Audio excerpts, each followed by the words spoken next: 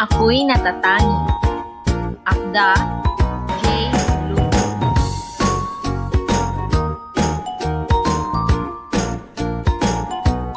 Sa murang gulang akin ang taglan, kakayahang biyaya ng may kapal. Pagsulat, pagguhit, pag-awit, iaalay.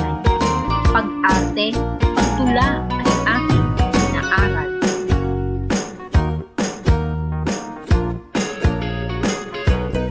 Pakikipag-usap ay kaya ring gawin. Pakikipagtalastasan, ito kong tawagin. Paglalaro ng sports, aking ding nanaisip. Pararamihin ko, kakayahang kataglayin.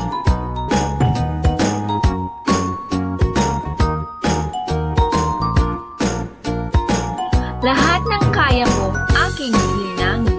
Ang mga hindi, aking susubukin. Magpapatulong sa mga may angkin. Magkakaroon din ng sariling galing.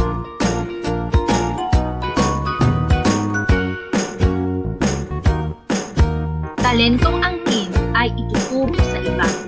Ibabahagi o anuman ang kaya. Kakayahan ko'y laging